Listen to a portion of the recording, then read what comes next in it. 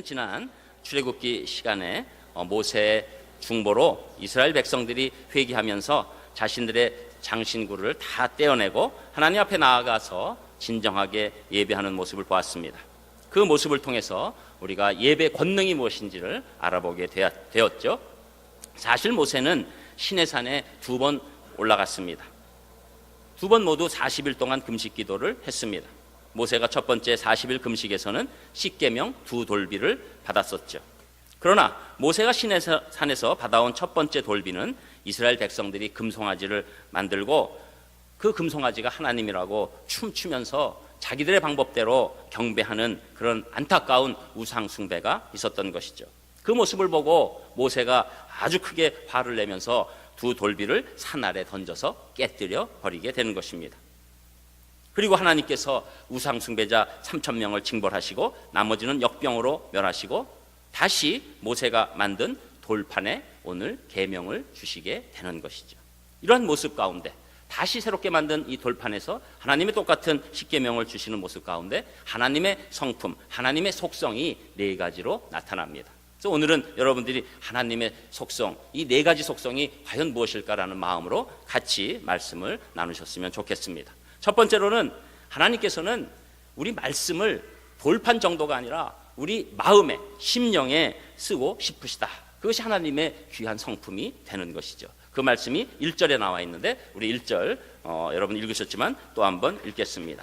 성경 갖고 오신 분들은 구약성경 134페이지쯤 있고요. 주보 오른쪽에 또 있습니다. 우리 1절 한 목소리로 읽습니다. 시작. 여호와께서 모세에게 이르시되 너는 돌판 둘을 처음 거가 같이 다듬어 만들라. 내가 깨뜨린 처음 판에 있던 말을 내가 그 판에 쓰리니. 아멘. 모세가 첫 번째 받았던 돌비와 또 두 번째 받았던 돌비에는 분명히 차이가 있습니다. 그 적혀져 있는 내용은 같지요. 그러나 차이가 있습니다. 무슨 차이입니까? 첫 번째 판은 하나님이 직접 주신 판이에요. 그런데 이 두 번째 판은 이스라엘의 배역 가운데서 모세에게 판을 준비하라고 하시는 거죠. 그래서 출애굽기 32장 16절에 보면 첫째 판이죠. 그 판은 하나님이 만드신 것이요 글자는 하나님이 쓰셔서 판에 새기신 것이다. 그래서 판도 새기신 것도 다 하나님이 하셨다는 겁니다. 자, 그런데 이 첫 번째 판에 이런 상황 가운데서 두 번째 판에는 모세 보고 직접 만들라고 말씀하시는 겁니다. 이게 무슨 말씀일까요? 첫 번째 하나님께 직접 주신 판, 그것은 원래 하나님께서 주신 판이 은혜의 판이고 그 은혜의 판은 우리 돌비를 떠나서 마음판에 새겨지는 것을 항상 원하시고 있었어요. 그런데 이들이 십계명을 받는 과정 가운데서 우상 숭배를 통해서 금송아지를 하나님이라고 하는 그 정말로 패역한 모습 가운데서 하나님께서는 이번에는 돌판에 모세를 준비시키게 하는 겁니다. 모세가 준비한 돌판에 하나님께서 쓰시겠다고 얘기하는 것이죠. 그것은 그냥 돌판이다, 너희들이 만든 돌판이다 라는 사인을 주시기 위함입니다.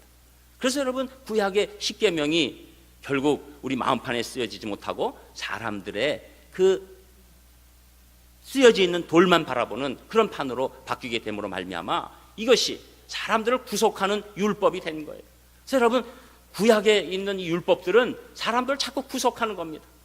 너희들이 이렇게 하면 되고 저렇게 하면 안 되고 거기에 대한 보응이 있고 이런 이야기들이 계속적으로 나오는 것이죠. 그래서 이 두 번째 쓰게 된 판은 사실은 은혜의 판이 아닌 겁니다. 그러나 하나님께서는 결코 그것이 율법의 판, 평가의 판, 판단의 판, 심판의 판으로 남기를 원치 않으신 것이죠. 그래서 그 판을 완전히 바꾸시는 그 시간이 있는데 그 시간이 언제입니까? 우리가 예수 그리스도를 만났을 때, 예수 그리스도께서 이 땅에 오신 이후에 그 말씀들은 완전히 다시금 원래대로 우리 마음판에 심겨지게 되는 거예요. 우리와 하나님과의 관계가 완전히 회복된 상태에서 그 사람의 마음에는 하나님께서 그 말씀을 마음판에 심겨 주신다는 겁니다. 신약성경에 어디 나와 있습니까? 히브리서 8장 10절에 보면 또 주께서 가라사대 그날 후에 내가 이스라엘 집으로 세울 언약이 이것이니 내 법을 저희 생각에 두고 저희 마음에 이것을 기록하리라 라고 말씀하십니다. 또 고린도후서 3장 3절에 보면 너희는 우리로 말미암아 나타난 그리스도의 편지니 이는 먹으로 쓴 것이 아니요 오직 살아계신 하나님의 영으로 한 것이며 또 돌비에 쓴 것이 아니요 오직 육의 신비에 한 것이라. 마음의 판에 했다. 육의 신비에 했다. 그 말씀을 우리에게 해주시는 겁니다. 여러분, 우리가 왜 예배 가운데 감동이 있습니까? 왜 예배 가운데 하나님께서 주신 것들에 대한 그런 우리의 열정이 생깁니까? 말씀이 우리 마음에 박히기 때문입니다. 전에는 그냥 이렇게 생각했는데 하나님의 말씀이 오기 시작하면 우리가 하나님의 말씀이 내 인생을 파고들면서 내 현재 상황에 들어오시면서 놀랍게 우리에게 개별적으로 말씀하시는 것을 느끼기 때문입니다. 그래서 어떤 분들은 이렇게 말씀을 받고 어떤 분들은 자기 상황에 이렇게 말씀을 받으면서 그것이 내 마음에 완전히 새겨짐이 있게 되는 것이죠. 그래서 여러분, 인생에 사실은 10번 이내로 우리가 예배 가운데 하나님께서 우리 마음판에 쓰실 때가 있는 분들이 많이 있어요. 10번 이상 쓰게 되시는 분들은 굉장히 은혜를 많이 받는 거죠. 그런데 우리가 이렇게 예배를 꾸준히 들으면 한 10번 정도는 예배 가운데서 우리 마음에 말씀을 쓰시기 시작하는 거예요. 그래서 절대 그것을 잊지 못합니다. 우리가 배반할 순간에도 그 말씀이 있기 때문에 다시 이러면 안 되죠. 하나님이 주신 그 말씀이 너무 크기 때문에 내가 다시 돌아와야지 라는 놀라운 신비에 적힌 말씀이 있게 되는 것이죠. 저는 오늘 산상교회 우리 사랑하는 성도님들, 여러분 오늘 말씀이 여러분 신비에 마음판에 새겨지시기를 주님의 이름으로 축복합니다. 그리고 두 번째, 하나님의 속성, 하나님의 품성, 하나님의 성품 어떻게 나타납니까? 우리가 다 알고 있는 것처럼 하나님께서는 거룩하시다. 거룩하신 하나님이시다. 그 말씀이 2절 3절에 나타납니다. 우리 2절 3절도 또 같이 읽겠습니다. 2절 시작. 아침까지 준비하고 아침에 시내산에 올라와 산 꼭대기에서 내게 보이되 아무도 너와 함께 오르지 말며 온 산에 아무도 나타나지 못하게 하고 양과 소도 산 앞에서 먹지 못하게 하라. 아멘. 자, 모세가 돌판을 만들어 가지고 산으로 올라가는 날, 지난번 첫 번째 돌판을 받기 위해서 올라갈 때처럼 아주 조심스럽게, 또 잘못 올라가면 크게 상함을 받은 그런 경고를 해주시게 되는 것이죠. 그래서 아침에 시내산에 올라오라고 말씀하게 되는 것입니다. 여러분, 아침에 이게 무슨 뜻입니까? 우리가 세상에 나가서 물들고 또 영향받고 또 세속적인 그런 방법론, 또 우리의 죄악이 관영한 그곳에 들어가기 전에 우리의 깨끗한 마음으로 하나님께 나아가라. 왜? 하나님께서는 깨끗하신 분이시기 때문에. 그것이 중요한 거예요. 하나님께서는 점도 흠도 없으신 완벽하신 깨끗하신 우리의 창조주가 되시는 겁니다. 그분 앞에 나가는데 아침에 나오라고 얘기하시고, 또 너와 함께 아무도 오르지 마라. 출입금지를 딱 하시는 거예요. 아무도 올라오지 말라라고 말씀하십니다. 이것은 왜 그렇습니까? 우리가 이 더러운 인간의 모습으로 하나님 앞에 잘못 나갔다가 우리 인간이 죽기 때문에 그렇게 되는 것이죠. 여러분, 이렇게 말씀드리면 이게 현실감이 잘 안 나실 거예요. 여러분, 우리가 동물과 짐승들과 구별하는 그런 가장 결정적인 모습이 어떤 겁니까? 우리는 최소한도 우리의 먹을 것과 배설물을 구별하지요. 그런데 짐승들은 그 구별이 잘 안 되잖아요. 그 짐승이라고 그러는 것이죠. 여기서 애완견 키우시는 분들이 많이 있으시잖아요. 그런데 제일 어려운 게 어떤 겁니까? 사랑스러운데 얘네들이 여기저기 막 산다. 이거 아니에요. 이게 안타까운 거 아니에요. 이게 다른 거예요. 여러분, 우리 간에는 깨끗하다고 생각하고 세상을 살 수가 있습니다. 나는 요새는 정말 깨끗하게 사는 것 같아. 그러나 사실 그렇습니까? 하나님 보시기에는 우리는 배설물과 먹을 거를 구별하지 못해요. 우리의 욕심과 죄성과 또 하나님이 주신 원래 선함을 구별하지 못하는 거예요. 그래서 우리 멋대로 살고 우리 멋대로 하나님께서 원하시는 것을 하지 않고 하나님께서 원치 않은 것을 마음대로 하고, 그런 것들이 막 교차하는 거예요. 그래서 애완견 키우시는 분 중에서 이제 배변 장소를 바꾸기 위해서 얼마나 머리를 쓰는지 여러분 아시잖아요. 이렇게 한꺼번에 확 옮기시는 분은 미련하신 분입니다. 그러면 원래 싸던 데서 계속 싸게 돼 있어요. 그런데 조금씩 이동해야 되잖아요. 왜 그렇습니까? 여러분, 우리가 하나님 말씀 가운데서 우리가 하나님을 바라보면 우리가 조금씩 이동하지요. 그런데 그렇지 않으면 전혀 하나님과 상관없는 삶을 살 수밖에 없는 것이 우리 인간의 깊은 죄성입니다. 여러분, 저는 사실 우리 산상교회에서 예배드리면서 가장 기뻐하는 부분은 하루아침에 확 변하는 것도 기뻐하지만 더 기뻐하는 것은 제가 예배를 2년 드렸더니 3년 드렸더니 4년 드렸더니 5년 드렸더니 저는 하나님만 사랑하고 하나님이 가장 높으신 줄 알게 됐습니다. 그 고백이에요. 여러분, 이 예배가 왜 아름답습니까? 왜 우리 이 교회에서의 공동체가 아름답습니까? 처음에는 전혀 움직일 것 같지 않은 심령들이 조금씩 하나님의 은혜로 말미암아 우리가 이동 중에 있는 것입니다. 그렇기 때문에 우리가 함부로 나갈 수가 없는 거예요. 나는 깨끗하다고, 심지어 우리의 선한 행동 가운데서도 얼마나 우리의 죄성이 드러나는지 다 알지 않습니까? 우리 지난번에 세월호의 사건 가운데서도 선한 행동이라고 자기는 할지 몰라도 거기서 돕는다고 하면서 이상한 행동들이 나오는 거 아니에요? 우리도 그렇잖아요. 무엇을 돕게 된다 그러면 완벽하게 우리가 도울 수가 있는 존재가 아닙니다. 우리는 본능적으로 나한테 이것이 유익이 될 것인가? 거기에 관해서 한번 생각해 보는 거예요. 이것이 궁극적으로 유익이 되냐? 누구한테? 나한테. 우리에게 완벽한 이타주의라는 것은 없는 것입니다. 그렇기 때문에 하나님 앞에 우리가 무엇을 들고 나갈 수가 있습니까? 하나님 앞에 어떻게 나는 깨끗하다고 나갈 수 있습니까? 그런데 감사하신 건 거룩하신 하나님께서 우리를 깨끗게 해주셔서 하나님 앞에 나올 수 있는 권세를 주셨다는 것입니다. 그분이 누구십니까? 예수 그리스도신 거죠. 예수님 없으면 우리가 어떻게 거룩하신 하나님 앞에 나갈 수가 있습니까? 즉사하는 거예요. 그러나 하나님께서 예수 그리스도 통해서 우리를 깨끗게 하시고 우리를 하나님과 교제할 수 있는 특권을 주신 것, 이것보다 더 귀한 일이 없다고 믿습니다. 저는 여러분들이 거룩함이 아니라 예수 그리스도의 거룩함이 입혀져서 하나님과의 교제가 풍성하신 귀한 분들 되시기를 주님의 이름으로 축복합니다. 그리고 이제 이 거룩이라는 뜻 자체가 이게 무서워만 하는 게 아니잖아요. 두려워하지만 사랑하는 겁니다. 오늘은 애완견 얘기를 참 하게 돼서 두 번째 주제에 관해서 그런 줄 아세요? 그런데 애완견이 우리가 왜 기쁨을 줍니까? 애완견의 좋은 개의 특징은, 이 똥개는 얘기하지 마시고요, 좋은 개를 얘기하면 이 자기 주인을 너무너무 사랑하는데 동시에 어떡합니까? 제일 누구를 무서워해요? 그 주인을 무서워하는 거예요. 여러분, 그 개가 특급 대우를 받는 거죠. 우리가 하나님 앞에서, 여러분이 하나님 앞에서 개같이 살라 이런 얘기를 또 이상하게 만들지 마시고요, 우리가 하나님을 너무너무 사랑하는데 그분을 가장 무서워하는데 그것이 경외라고 얘기하는 것입니다. 그것이 하나님의 거룩이 우리에게 임한 것입니다. 그래서 우리는 그 거룩하신 하나님을 바라보고 한 걸음 한 걸음 걸어가게 되는 것이죠.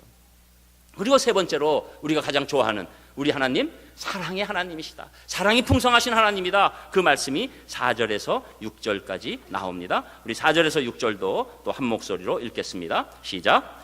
모세가 돌판들을 처음 것과 같이 깎아 만들고 아침에 일찍이 일어나 그 두 돌판을 손에 들고 여호와의 명령대로 시내산에 올라가니 여호와께서 구름 가운데 강림하사 그와 함께 거기 서서 여호와의 이름을 선포하실세 여호와께서 그의 앞으로 지나시며 선포하시되 여호와라 여호와라 자비롭고 은혜롭고 노하기를 더디하고 인자와 진실이 많은 하나님이라. 아멘. 이제 하나님께서 모세가 나타났을 때 하나님의 이름을 선포해 주신다고 말씀합니다. 그래서 하나님께서 이름을 선포하시는데 그냥 선포하시는 것이 아니라 그 앞으로 지나가시면서 구체적인 하나님의 성품에 관해서 말씀해 주시는 거예요. 첫 번째로 보니까 자비롭고 은혜롭다고 말씀해 주십니다.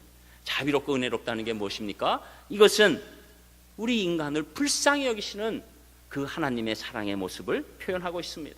우리를 불쌍히 여겨주셔서 어떤 때는 즐거움을 주시고 어떤 때는 호의를 베풀어 주시고 그리고 일방적인 선물을 주시는 그 우리를 너무너무 사랑하시는 그분의 표현이 되는. 그래서 시편 103편 13절에 보면 아비가 자식을 불쌍히 여긴같이 여호와께서 자기를 경외하는 자를 불쌍히 여기시나니. 여러분, 우리가 왜 이렇게 여기 있습니까? 왜 우리가 한량없는 은혜가 임합니까? 하나님께서 우리를 불쌍히 여겨주신 줄 믿습니다. 여러분을 왜 구원시켜 주셨습니까? 그때 하나님이 여러분을 불쌍히 여겨주셔서 찾아가 주시고 예수 그리스도를 믿게 하시고 여러분의 소원에 응답하게 하여 주시고 그리고 한량없는 합력해서 최선으로 바꿔주시는 역사가 우리 인생에 일어나고 있기 때문에 우리가 사랑의 하나님이라고 고백하는 것이죠. 그리고 또 두 번째로는 노하기를 더디하신다라고 얘기하고 있지 않습니까? 노하기를 더디한다는 것은 하나님께서 우리를 향해서 인내를 한없이 하신다, 그 말씀이에요. 마치 우리 복음서에 탕자가 돌아왔을 때 그 아버지가 정말로 양손을 활짝 열고 마치 큰 가장 좋은 손님이 온 것처럼 받아들여 주신 것처럼 끝까지 기다리다가 우리가 돌아왔을 때 한량없는 사랑으로 오래 참으시고 오래 기다리셔서 우리를 맞아주시는 하나님이었다. 여러분, 심지어 소돔과 고모라의 사건도 하나님의 한량없는 은혜입니다. 끝까지 그들을 벌하지 않고 참아주시는 하나님의 사랑이 나타나게 되는 것이죠. 가라지와 곡식의 비유에서도 가라지와 곡식, 우리 생각에는 빨리빨리 가라지를 뽑고 싶지만 하나님께서는 끝까지 가라지를 뽑지 않고 기다려주시는 한량없는 인내가 그 안에 있게 되는 겁니다. 그래서 우리가 이 노하기를 더디하시는 그 성품 가운데서 하나님의 사랑이 극진하다는 것을 알게 되는 것이죠.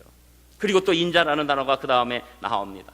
인자, 헤셋, 이것은 당연히 하나님께서 주시는 이 사랑 가운데서도 우리를 용서해 주시는 그 은혜를 의미하게 되는 겁니다. 하나님께서는 용서해 주시기를 늘 원하세요. 우리가 하나님 앞에 나올 때, 예수 그리스도의 피에 힘입어 나올 때 우리를 용서해 주시고자 하는 한량없는 하나님의 사랑이 있는 것입니다. 그리고 오늘 바로 하나님께서 직접 선포하실 때 하나님은 진리 가운데 있다, 진실이 많은 분이시다 라고 말씀하고 계십니다. 여러분, 사랑이라는 것은 항상 진실이 근본이 되는 것입니다. 진실 없는 사랑은 없습니다. 사랑 없는 진실이 없는 것입니다. 하나님께서는 우리를 진실하게 사랑해 주세요. 진정으로 사랑해 주세요. 마음 깊은 곳에서 아파하세요. 어떤 일이라도 우리를 살려내시려고 자기 아들 예수 그리스도까지 십자가에 죽으시는 놀라운 사랑이 우리 하나님 사랑 가운데, 진리 가운데 나타나게 되는 것입니다. 그래서 진리가 너희를 자유케 하리라. 진리가 누구입니까? 예수 그리스도. 예수 그리스도께서 너희를 자유케 하고 진정한 사랑으로 임하게 할 것이다 라는 사인을 우리에게 보내주시는 거죠. 그러니까 여러분, 이 사랑의 하나님이 얼마나 크신지 거기에 관해서 우리가 깊이 알게 되는 것입니다. 여기까지는 여러분이 얼마나 기분이 좋습니까? 다 사랑의 하나님, 또 하나님께서 우리 신비에 적어주시고 그리고 거룩하신 하나님까지는 그래도 갈만한데, 하나님의 중요한 속성 가운데 하나가 공의의 하나님이라는 겁니다. 이 부분이 우리가 어려운 거예요. 하나님이 다 무조건 사랑하고 다 덮어주시면 좋겠는데 하나님께서는 창조주 하나님이시기 때문에 이 공의를 꼭 갖고 있어야 합니다. 여러분, 모든 나라가 왜 온전하지 못합니까? 공의가 무너지면 나라가 어려운 겁니다. 우리나라도 요사이 왜 힘듭니까? 공의가 떨어지기 시작하니까, 공적의가 없어지기 때문에 다 서로 소견이 좋은 대로 내가 옳다 다 얘기하고 있으니까 나라가 어려워진 것 아닙니까? 만일 하나님께서 이 우주 만물을 주장하시고 다 통치하시고 치리하시는데 하나님께서 공의가 없으시면 이 우주 만물은 완전히 혼란 가운데 빠질 것입니다. 그런데 이것이 문제예요. 공의의 하나님에 관한 말씀, 그 말씀이 7절에서 9절까지 나오는 것이죠. 우리 7절에서 9절도 한 목소리로 읽겠습니다. 시작. 인자를 천대까지 베풀며 악과 과실과 죄를 용서하리라. 그러나 벌을 면제하지는 아니하고 아버지의 악행을 자손 3, 4대까지 보응하리라. 모세가 급히 땅에 엎드려 경배하며 이르되 주여, 내가 주께 은총을 입었거든 원하건대 주는 우리와 동행하옵소서. 이는 목이 뻣뻣한 백성이니이다. 우리의 악과 죄를 사하시고 우리를 주의 기업으로 삼으소서. 아멘. 자, 여기에 하나님의 공의의 그 속성이 나타나는 겁니다. 인자함을 천대까지 베푸시는데, 그러나 악과 과실과 죄를 용서해 주시는데 벌을 면제하지는 않으신다. 그리고 아버지의 악행을 자손 3, 4대까지 보응하신다. 지금 좀 더우신가요? 안 더우시죠? 그런데 이 말 들으면 시원하잖아요. 여러분, 솔직히 여러분 악행 없으세요? 그럼 3, 4대까지 보응 어찌 하실 겁니까? 어찌 하실 거예요? 그런데 그래서 성경을 우리가 어떤 때는 원어적 해석이 필요합니다. 여러분, 이것은 굉장히 하나님께서 공의를 꼭 베푸시는데, 공의롭게 하시는데, 공의가 목적이 아니라 너희들을 사랑하는 공의가 목적이라는 거예요. 이것은 천대가 복수예요. 그러니까 엄밀히 말하면 수천 대입니다. 그리고 3, 4대는 거기에 비교하는 거예요. 이 수사학적인 비교예요. 너희들에게 이 인자를, 나의 사랑을 수천 대까지 베풀고 싶다. 그러나 너희가 죄악 가운데 있는데 내가 공의가 있기 때문에 벌하지 않을 수가 없다. 그런데 수천 대에 비교해서 그 비교에 대한 그 공의의 처벌은 3, 4대다. 그걸 얘기하는 거예요. 비교하는 거예요. 여러분, 하나님의 마음, 이 공의를 포기하실 수가 없어요. 공의를 꼭 지키셔야 되는데 우리를 향하신 공의라는 것은 수천 대, 그리고 3, 4대. 만약에 3, 4천 대라고 3, 4대라고 그러면 몇 분의 1입니까? 1000분의 1이잖아요. 하나님의 사랑으로 나가고 싶으신 것이 천이시라면 우리에게 공의를 베풀다가 이러시는 것이 아니라 안 베풀 수 있는 데까지 안 베푸시고, 그리고 어쩔 수 없이 하나님께서 베푸시는 게 1000분의 1이시라는 거예요. 그것에 관한 얘기를 하는 거예요. 그래서 이 구절을 가지고 어떤 분들은 이 말씀을 딱 받아가지고 한동안에 그 유명한 책이 하나 있었어요. 가문의 저주를 끊어라, 뭐 이런 식의 책이에요. 가문의 저주가 있다는 거예요. 3, 4대까지 내려간다는 거예요. 그러니까 그걸 끊을 수 있는 방법이 있다. 그래서 이상한 성경 말씀 막 다 돼가지고 한동안 베스트셀러도 간 적이 있었어요. 여러분, 지금 이 사건 가운데서도 첫 번째 돌판, 모세가 깨는 사건 가운데서도 이스라엘 백성 다 죽어야죠. 그런데 몇천 명만 징벌받았습니까? 3,000명이요. 하나님께서는 될 수 있으면, 공의로운 하나님이시지만 그 사랑 때문에 공의를 베풀기를 추조하시는 그런 놀라운 은혜가 우리 가운데 있는 거예요. 여러분, 이렇게 말씀드리면 그럼 뭐 말씀에 대한 증거가 있습니까? 이렇게 할 수 있어서 제가 준비한 말씀이 에스겔서 18장 20절이에요. 아들은 아버지의 죄악을 담당하지 아니할 것이요, 아버지는 아들의 죄악을 담당하지 아니하리니 의인의 공의도 자기에게로 돌아가고 악인의 악도 자기에게로 돌아가리라. 아멘 하셔야죠. 아멘 하셔야 합니다. 여러분, 여기서 아멘 안 하시면 여러분의 죄악이 3, 4대까지 내려가는 거예요. 다시 한번 끝부분만 읽어드릴게요. 의인의 공의도 자기에게로 돌아가고 악인의 악도 자기에게로 돌아가리라. 아멘. 그러셔야지 끝나는 겁니다. 여러분, 하나님께서는 우리가 잘못한 것은 우리가 잘못한 벌에 대한 처벌을 해주시고 우리의 의로움 행동도 거기에 대해서 당연히 반응하시지, 그것이 자녀들에게 넘어가지 않아요. 근데 왜 이런 부분에서 어떤 분은 어떤 집은 쫙 내려오던데요? 왜 그렇습니까? 이것은 우리가 갖고 있는 이 죄악의 습관, 신앙 패턴의 습관이 있는 거예요. 습관이 내려가는 거예요. 여러분, 집에서 매일 아침 저녁으로 특별히 식사만 나오면 한 병 갖고 와 그래가지고 딱 까가지고 쫙 자시는 분들이 있으면 애가 옆에서 계속 보다가 이건 밥 먹으면 항상 한 잔 하는 거구나, 그러다 보면 내려가는 거지요. 엄마가 원래 항상 무슨 일 있으면 점집 가고, 그리고 집에 뭐 이사하거나 이러면은 고사 드리고, 문지방 밟으려고 그러면 절대 밟지 마 이러고, 여기저기 부적 붙여놓고 북어 붙여놓고, 그러면 자녀들이 그게 습관으로 내려오는 것이죠. 절대 그 자녀들에게 보응하는 하나님이 아니십니다. 그래서 우리가 여기서 그분을 아셔야 돼요.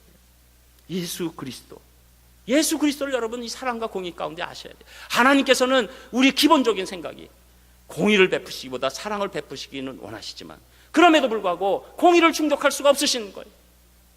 그래서 여러분, 공의를 완벽하게 해결하시는 상황이 어디에서 일어나는 겁니까? 십자가에서 일어나는 겁니다. 여러분이 받을 모든 죄악을 십자가에서 누구에게 다 퍼부으십니까? 예수 그리스도에게, 예수님에게 다 퍼부으신 거예요. 그게 하나님의 공의예요. 우리가 당연히 받아야 될 그 처벌을 예수님께서 십자가에서 다 받아내신 것, 그것이 십자가의 사건이 되는 것입니다. 그래서 마가복음 15장 34절에 보면 제9시에 예수께서 크게 소리 지르시되 엘리 엘리 라마 사막다니 하시니, 이를 번역하면 나의 하나님 어찌하여 나를 버리셨나이까, 어찌하여 나를 버리셨나이까. 하나님의 아들 되신 분이 하나님으로부터 버림을 당합니까? 왜 그렇습니까? 그 당시는 예수님께서 우리 모든 죄를 지고 하나님의 진노가 예수 그리스도에게 임했기 때문에 그곳에서 하나님의 공의가 이루어진 줄 믿습니다. 그곳에서 하나님의 사랑과 공의가 완벽하게 이루어진 줄 믿습니다. 그렇기 때문에 우리가 이 크리스마스를 기적이라고 얘기하는 것입니다. 누가 이 일을 감당할 수 있습니까? 하나님 아니면 이 공의와 사랑을 동시에 완성시킬 수가 없는 것입니다. 이것이 예수 그리스도의 사랑이죠. 그러니 이 사랑이 오면 어떻게, 이 사랑을 느끼면 어떻게 우리가 반응하지 않을 수 있습니까? 그 반응이 예배예요. 그러니까 오늘 8절에 보니까 모세가 급히 땅에 엎드려 경배하며 이르되 주여 내가 주께 은총을 입었거든 원하건대 주는 우리와 꼭 동행해 주세요. 꼭 동행해 주세요. 하나님의 사랑이 너무 큽니다. 꼭 동행해 주세요. 그리고 우리를 하나님의 기업에 포함시켜 주세요. 이런 기도를 했는데 이것이 예수 그리스도께서 십자가를 지시고 난 후에 있는 우리 성도들에게 놀랍게 임하게 된 줄 믿습니다. 그래서 우리가 예배 드리는 거예요. 감사함이 넘치는 거예요. 우리 인생을 뒤돌아보면 내가 한 것이 없다는 것을 압니다. 하나님께서 기다리시고 지켜주시고 도와주시고 그리고 하나님의 때 놀라운 역사를 우리에게 베풀어 주실 때 우리는 진짜 예배자가 되는 것이죠. 하나님이 오르셨습니다. 하나님이 저를 인도하신 것입니다. 하나님이 다 주신 것입니다. 하나님께서 저의 모든 인생을 다 보시고 가장 합당한 때 역사를 일으켜 주셨습니다 라는 고백이 우리 가운데 일어나는 것이고, 우리가 숨이 끊기는 순간일지라도 죽음을 두려워하는 것이 아니라 죽음에서도 오히려 하나님께 경배와 찬송과 예배를 드릴 수 있는 힘이 우리 인생 가운데 솟아나게 되는 것이죠. 하이든이 작곡한 오라토리오 천지창조 연주회가 오스트리아 빈에서 열렸습니다. 그의 나이 76세 때입니다. 너무 늙고 병들어서 하반신을 못 쓰게 된 그는 휠체어에 타고 참여하게 되었습니다. 공연이 끝나자 우리와 같은 박수가 터져 나왔습니다. 사회자가 작곡자 하이든을 소개하자 박수가 그칠 줄 모르고 계속되었습니다. 영광이 몽땅 하이든에게 오고 있었습니다. 그때 하이든이 외쳤습니다. 아닙니다. 아닙니다. 이 영광은 오직 하나님께. 이 영광은 오직 하나님께. 그래도 박수가 그치질 않으니까 자기도 모르게 그 아픈 몸을 이끌고 벌떡 일어나게 됐어요. 그러다 결국 쓰러졌습니다. 청중도 심각성을 알고 박수를 멈췄습니다. 병원으로 실려가면서도 나는 아니다. 내가 안다. 그는 1년 동안 병원에서 치료받다가 77세로 세상을 떠나는 순간에도 나는 아니야. 오직 하나님께 이 영광을, 오직 하나님께 이 영광을 내가 안다 라고 운명하게 된 겁니다. 하이든에게는 하나님이 자기의 전부였습니다. 하이든은 음악을 통해 돌아오는 영광을 전부 하나님께 돌렸습니다. 하이든은 하나님의 이 네 가지 속성을 인생에서 완전히 체득했기 때문입니다. 저는 우리 사랑하는 산상교회 성도님들, 오늘 말씀 가운데 있는 이 하나님의 품성을 여러분이 완전히 체득하셔서 여러분 인생이 아름다워지고 우리가 심지어 이 땅을 떠나는 한 일에도 저는 아니고 하나님이셨습니다. 저는 부족했지만 하나님이 채우셨습니다. 저의 구원을 주시고 하나님의 백성, 하나님의 자녀, 천국으로 입성하는 저를 감사히 드리오니 받아 주시옵소서 라는 기도가 우리들의 기도가 되기를 주님의 이름으로 축원합니다. 기도하겠습니다. 하나님 감사합니다. 오늘 직접 하나님의 성품을 가르쳐 주셔서 얼마나 감사한지 모릅니다. 그 사랑이 많으신 하나님, 저에게 공의를 베풀 수밖에 없지만 그 공의를 채우시기 위해서 십자가에서 자기 아들 죽이신 하나님의 사랑을 오늘도 느낍니다. 저희들 온전한 예배, 온전한 사랑을 인생에서 드릴 수 있도록 축복하여 주시옵소서. 예수님 이름으로 기도합니다. 아멘.